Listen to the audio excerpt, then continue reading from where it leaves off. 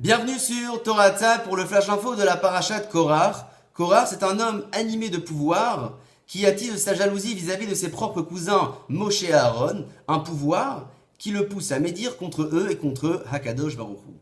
Après le retour des explorateurs, Hakadosh Baruch Hu attribua cette punition au Béné Israël, celle de devoir rester 40 années supplémentaires dans le désert, en contrepartie de ces 40 jours dans lesquels le péché des explorateurs a été commis. Korach comprend immédiatement que Moshe Rabbeinu allait diriger son peuple 40 années de plus. C'est pourquoi il choisira à cet instant de se rebeller contre Moshe Rabbeinu. Le Rav Yehonatan Eibeshitz, qui vécut entre les années 1690 et 1764, originaire de la ville de Cracovie en Pologne, et qui prit les fonctions du grand rabbinat de la ville de Metz en 1741, auteur d'une centaine d'ouvrages, avait l'habitude d'expliquer dans son livre le Tiferet Yehonatan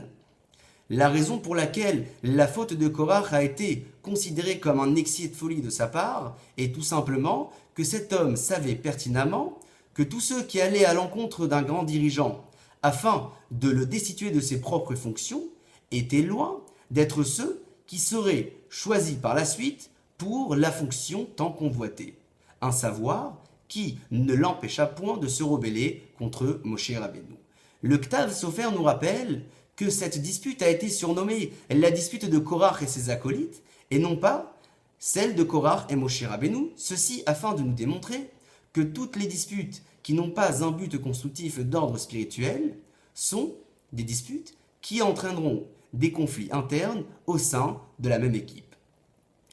Korach qui se rebellera contre Moshe Rabbeinu jusqu'à l'instant où Moshe demandera à Kadosh Baruch Hu de faire intervenir cette Bria Hadasha, cette nouvelle créature, ce phénomène si étrange qu'est l'instant où la terre va s'ouvrir pour engloutir Korach et sa famille, un phénomène qui fut créé peu avant l'entrée du premier Shabbat de la création du monde, comme la 8e Mishnah du 5e Pérec de Pirkei Avot nous le mentionne, un phénomène qui permit, comme nous l'explique le Emet Yaakov du Rav Yaakov Kaminetsky, de vous démontrer qu'après avoir créé la loi de la nature pendant les 6 premiers jours, Akadosh Baruch Hu créa également ces différents phénomènes appelés des phénomènes surnaturels qu'il fera intervenir quand il jugera que cela sera nécessaire, et ceci afin de démontrer à l'homme qu'il est lui le seul capable de pouvoir gérer le bon fonctionnement de ce monde, et qu'il est lui le seul capable de pouvoir attribuer une fonction si importante à Moshe Rabbeinu. Un phénomène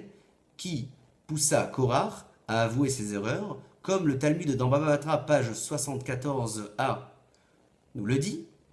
qu'à l'endroit même où Korach et toute sa famille ont été engloutis, un cri incessant se fait entendre,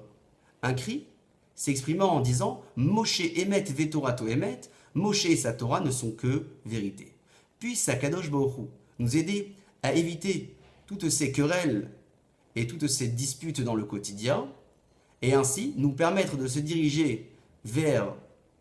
une pratique bien plus rigoureuse en prenant exemple de Moshe Rabbeinu et de tous ceux qui l'ont suivi. Shabbat Shalom et à la semaine prochaine.